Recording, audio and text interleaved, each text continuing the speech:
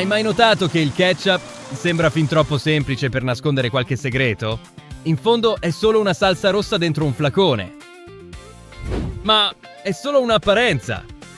Ora, pensa al nome che viene subito in mente a moltissime persone quando vedono questa salsa rossa: Ketchup Heinz.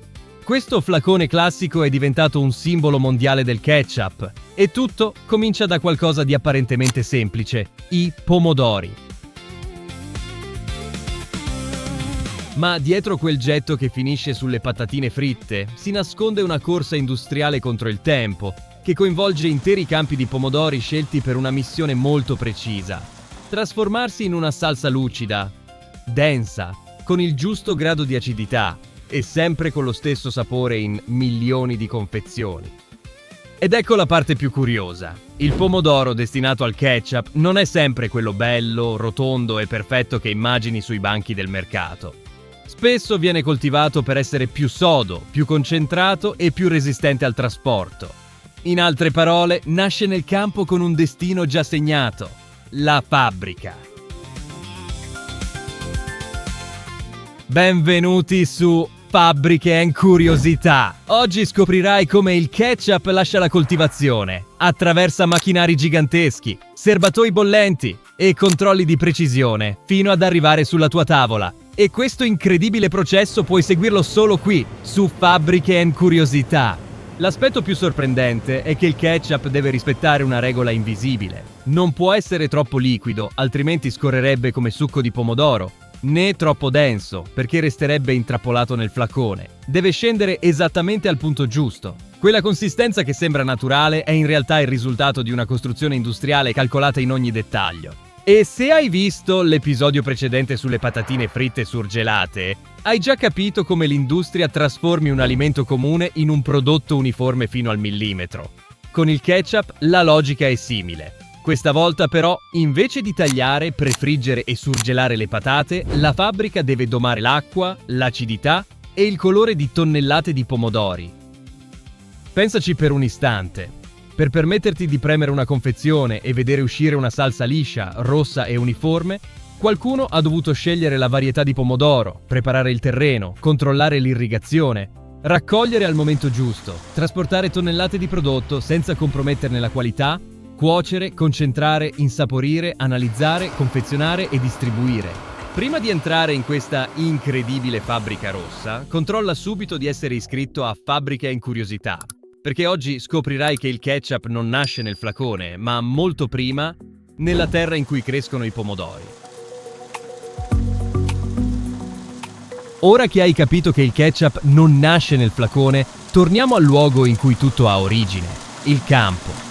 Prima di qualsiasi serbatoio, nastro trasportatore, robot o confezione, esiste una fase silenziosa che determina quasi ogni caratteristica della salsa finale. Tutto comincia quando agricoltori, tecnici e aziende pianificano quale varietà di pomodoro coltivare, in quale terreno, in quale periodo e con quale destinazione.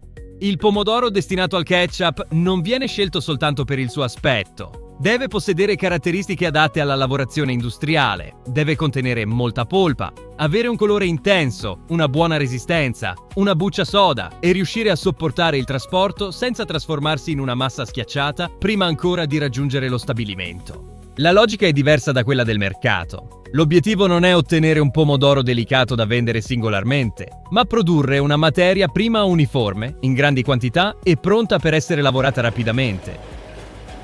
Per questo tutto comincia dalla preparazione del terreno. I macchinari lavorano la terra, la livellano e organizzano il suolo affinché le piante crescano in filari ben definiti. Questi filari vengono progettati per consentire il passaggio di trattori, impianti di irrigazione, irroratrici e, in seguito, enormi macchine raccoglitrici. Persino la distanza tra le piante contribuisce a regolare la ventilazione, l'esposizione al sole, l'accesso dei macchinari e l'uniformità della produzione. Poi arriva la scelta delle piantine o dei semi. Già in questa fase l'industria pensa alla salsa che verrà prodotta. Quanto più uniformi saranno i pomodori nel campo, tanto più prevedibile sarà la cottura all'interno dello stabilimento. Se una parte matura prima e un'altra dopo, il lotto può risultare irregolare. Se i pomodori contengono troppa acqua, la fabbrica dovrà consumare più energia per concentrare la polpa. Sembra una normale attività agricola, ma è già ingegneria di processo che comincia sottoterra. Anche l'irrigazione è decisiva. Il pomodoro ha bisogno d'acqua, ma una quantità eccessiva può diluire i solidi naturali e rendere più difficile la successiva concentrazione. Una quantità insufficiente, invece, può ridurre la resa e compromettere la consistenza. La coltivazione viene quindi seguita come un organismo vivente. I tecnici osservano il terreno, il clima, le foglie e ogni fase della crescita. Immagina una fabbrica senza tetto, dove ogni decisione presa settimane prima riemergerà nel sapore, nel colore e nella resa finale. Con il passare dei giorni, lo spettacolo diventa impressionante. Prima compaiono piccoli punti verdi tra le foglie, poi emergono tonalità arancioni. Infine, il rosso comincia a invadere l'intera coltivazione. È proprio in quel momento che l'industria deve agire con precisione. Raccogliere troppo presto significa avere pomodori non completamente maturi. Aspettare troppo aumenta il rischio di perdite, schiacciamento o fermentazione. Il momento esatto della raccolta determina quanta parte di quel campo diventerà salsa. Ed ecco una scena capace di catturare qualsiasi sguardo: la raccolta industriale. Non assomiglia affatto a una delicata raccolta eseguita con un cesto in mano. Nelle grandi coltivazioni entrano in azione macchine robuste che avanzano tra i filari, sollevano le piante, le scuotono, separano i frutti e indirizzano i pomodori verso il trasporto. Il campo si trasforma in una catena di montaggio in movimento. Da un lato le piante entrano nella macchina, dall'altro un fiume rosso scorre verso i camion. All'interno di queste raccoglitrici la separazione deve avvenire rapidamente. Foglie, rami, terra e frutti troppo acerbi o gravemente danneggiati devono essere eliminati. A seconda dell'impianto, sensori ottici e operatori posizionati sulle piattaforme aiutano a individuare ciò che può proseguire. Migliore è la selezione effettuata direttamente nel campo. Minori saranno i problemi all'interno dello stabilimento. Ogni impurità che finisce nel carico richiede più lavoro durante il lavaggio e aumenta il rischio di sprechi. Ora, immagina la scala di questa operazione. Non stiamo parlando di una cassetta di pomodori diretta verso una cucina. Qui vengono movimentate tonnellate di prodotto senza interruzione. La raccoglitrice riversa i frutti nei camion o nei rimorchi e il rosso si accumula formando una montagna viva. Il pomodoro industriale resiste meglio a questo ritmo, ma da quel momento il tempo comincia a scorrere. Una volta staccato dalla pianta, deve essere ricevuto, lavato e lavorato rapidamente. Ed è qui che entra in gioco una delle fasi più importanti: il trasporto. I camion carichi di pomodori si dirigono verso lo stabilimento, spesso formando una catena continua tra la coltivazione e la linea di trasformazione. La logistica deve essere perfettamente sincronizzata. Se arrivano troppi camion contemporaneamente, possono formarsi lunghe code. Se il viaggio dura troppo, il pomodoro si deteriora. Per questo la distanza, l'orario della raccolta e la capacità produttiva dello stabilimento devono funzionare come ingranaggi della stessa macchina. Quando premi una bustina monodose, stai osservando il risultato di una corsa perfettamente coordinata tra agricoltura e industria. Il campo deve fornire pomodori maturi nel momento giusto, il camion deve arrivare con il ritmo corretto e lo stabilimento deve essere pronto a ricevere tutto senza lasciare la materia prima ferma troppo a lungo. Un solo errore in questa sequenza può influire sul colore, sulla resa, sul sapore e sul costo finale. Quando i camion raggiungono lo stabilimento, la prima cosa che colpisce è il volume. Il carico rosso viene riversato nelle aree di ricezione, in canali pieni d'acqua o in sistemi di alimentazione progettati per spostare i pomodori senza danneggiarli eccessivamente. L'acqua comincia anche a staccare terra, foglie, polvere e residui provenienti dal campo. È come se i pomodori entrassero in un fiume industriale, diretti verso le prime fasi di pulizia. A questo punto, molti immaginano che la fabbrica riceva soltanto pomodori perfetti, tutti identici e lucidi come in una pubblicità. La realtà è molto più interessante. Quello che arriva è una materia prima agricola soggetta a variazioni naturali. La missione dello stabilimento è trasformare pomodori di dimensioni, maturazioni e aspetti differenti in un prodotto finale estremamente uniforme. E se ti sta appassionando scoprire quanto sia imponente l'operazione necessaria per produrre una salsa così comune, ancora prima che entri nel serbatoio, lascia subito un like. In questo modo mostri a YouTube che ti interessano i retroscena delle fabbriche, l'agricoltura meccanizzata e i processi industriali che quasi nessuno può osservare da vicino, aiutando Fabbriche and Curiosità a realizzare sempre più video come questo.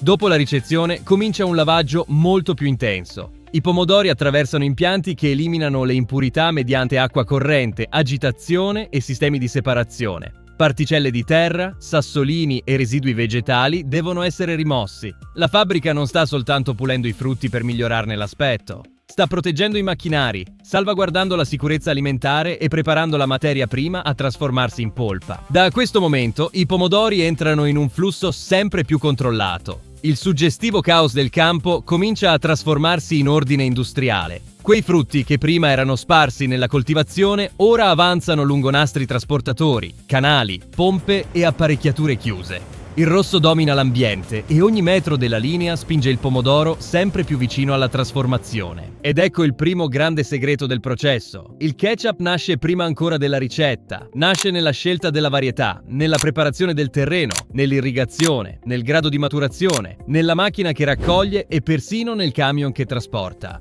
Quando lo stabilimento riceve il pomodoro, metà della storia è già stata scritta. Dopo aver lasciato il campo, affrontato la raccolta industriale, il trasporto sui camion, il lavaggio e la selezione, il pomodoro è finalmente pronto ad abbandonare la sua forma originale. Da questo momento lo vedrai frantumato, riscaldato, separato da bucce e semi, concentrato e mescolato agli ingredienti che trasformano una semplice polpa rossa nel ketchup, che tutti riconoscono.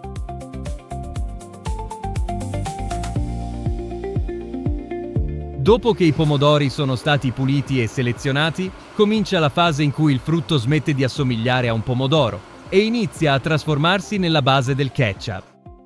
È un cambiamento rapido, caldo e preciso. La fabbrica non versa tutto in un'enorme pentola aspettando che si addensi. Ogni passaggio deve preservare il colore, ridurre l'acqua, eliminare le parti indesiderate e creare una polpa stabile. Per prima cosa, i pomodori vengono convogliati verso trituratori industriali. Qui vengono spezzati, schiacciati e trasformati in una massa rossa ricca di succo, bucce, semi e fibre. A colpo d'occhio è come se tonnellate di pomodori diventassero in pochi minuti un fiume denso. Ma quel fiume è ancora molto lontano dal ketchup. Contiene ancora troppa acqua, troppi frammenti e troppe variazioni. Subito dopo entra in scena il calore. La massa di pomodoro viene riscaldata per facilitare la separazione dei componenti, ridurre la presenza di microrganismi e preparare la polpa. Questo riscaldamento deve essere controllato, perché una temperatura eccessiva può scurire il colore e modificare il sapore. È proprio in questo equilibrio che la fabbrica protegge quel rosso intenso che il consumatore si aspetta di vedere nel flacone. La miscela passa quindi attraverso sistemi di separazione. Bucce, semi e parti fibrose vengono rimossi, mentre la polpa e il succo proseguono lungo la linea. Questa fase è essenziale perché il ketchup deve avere una consistenza liscia. Nessuno si aspetta di trovare frammenti di semi dentro una bustina monodose. L'obiettivo è ottenere una base perfettamente uniforme. A questo punto comincia una fase decisiva, la concentrazione. Il pomodoro contiene naturalmente molta acqua e il ketchup non può avere la consistenza di un succo.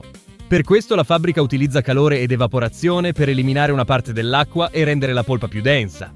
Più acqua viene rimossa, più il sapore si intensifica, il colore diventa deciso e la base si prepara ad accogliere i condimenti. Poi arriva la formula del sapore. Alla base di pomodoro vengono aggiunti aceto, zucchero, sale e una combinazione di spezie che varia in base al marchio e alla ricetta. L'aceto dona acidità, lo zucchero armonizza il gusto, il sale esalta ogni nota e le spezie lasciano la loro firma. È questo fondo aromatico a rendere il ketchup riconoscibile persino a occhi chiusi. Ed è proprio qui che molti si sbagliano. Il ketchup non è soltanto pomodoro addolcito. È un equilibrio preciso tra acidità, dolcezza, sapidità, aroma, colore e consistenza. Se uno solo di questi elementi cambia troppo, il consumatore se ne accorge. Basta un po' più di acidità perché la salsa risulti aggressiva, oppure una consistenza leggermente più liquida perché perda tutta la sua efficacia sulle patatine fritte o sull'hamburger. Alla fine di questa fase il pomodoro è stato lavato, triturato, riscaldato, setacciato, concentrato e insaporito. Il frutto arrivato dal campo si è trasformato in una salsa quasi pronta, ma manca ancora il passaggio che distingue un prodotto qualunque da uno davvero affidabile. Verificare che ogni parametro sia esattamente al punto giusto. Ora vedrai il ketchup affrontare prove di colore, acidità, consistenza, sicurezza e viscosità.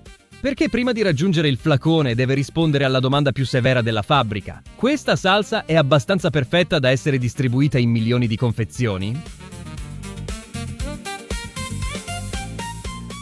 Ora che il ketchup ha acquisito consistenza, colore e sapore, entra in una fase che può sembrare meno spettacolare, ma che è tra le più importanti dell'intero stabilimento: misurare e correggere. Non basta che la salsa sembri perfetta dentro il serbatoio. Deve uscire identica in ogni flacone, bustina e lotto.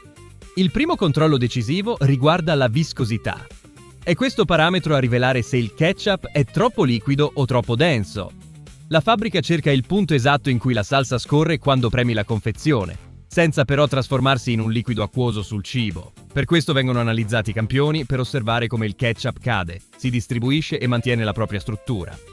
Poi viene il colore. Il rosso non può variare troppo perché il consumatore se ne accorge immediatamente. Un lotto troppo scuro può sembrare bruciato, uno troppo pallido può apparire debole o diluito. Per questo l'industria confronta l'aspetto della salsa con parametri interni, assicurandosi che quel colore intenso rimanga entro gli standard previsti. Anche l'acidità viene controllata. L'aceto non serve soltanto a dare sapore, contribuisce all'equilibrio del prodotto e alla sua conservazione, insieme alla cottura, alla formulazione e a un corretto confezionamento. Ma un'acidità eccessiva rende il ketchup troppo aggressivo, mentre una quantità insufficiente ne altera l'identità. Nel frattempo, il ketchup scorre attraverso tubazioni chiuse, pompe sanitarie e serbatoi di attesa. In molti stabilimenti il contatto manuale viene ridotto al minimo. La salsa attraversa tubi in acciaio inox, sensori e valvole, come se percorresse una rete di vene industriali.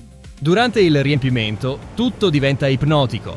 Le macchine posizionano i flaconi, dosano la quantità esatta, applicano i tappi e li inviano alla fase di etichettatura ad alta velocità. Ogni confezione deve ricevere il volume corretto, una chiusura sicura e l'identificazione del lotto. Se qualcosa non rispetta gli standard, i sensori possono espellere automaticamente l'unità dalla linea.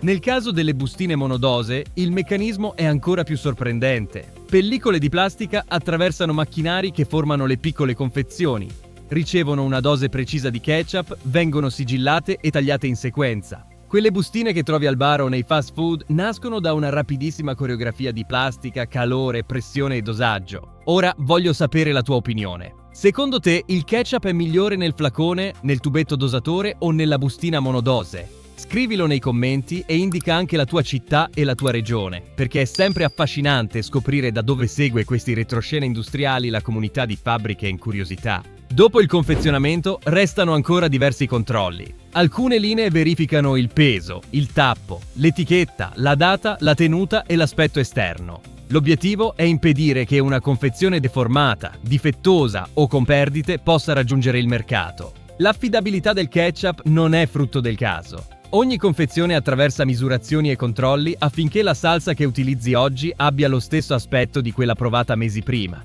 Colore, acidità, consistenza, volume e tenuta devono funzionare in perfetta armonia.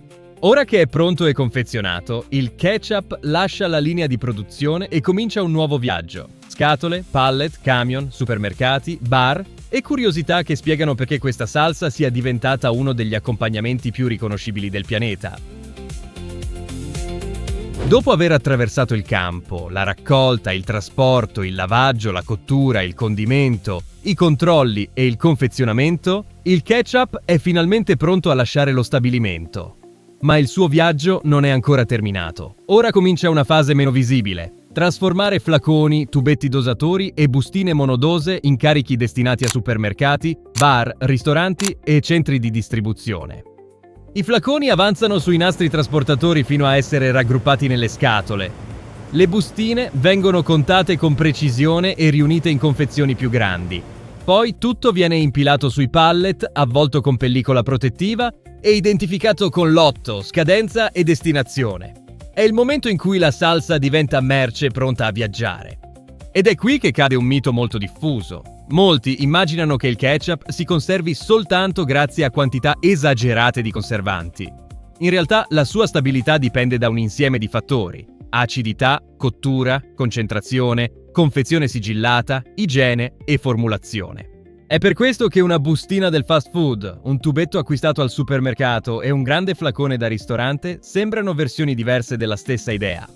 Forse la più grande impresa del ketchup non è il sapore, ma la sua capacità di ripetersi sempre uguale. Deve sembrare semplice, anche dopo aver attraversato un processo enorme. Deve cadere nel piatto con lo stesso colore e offrire il gusto che il consumatore si aspetta.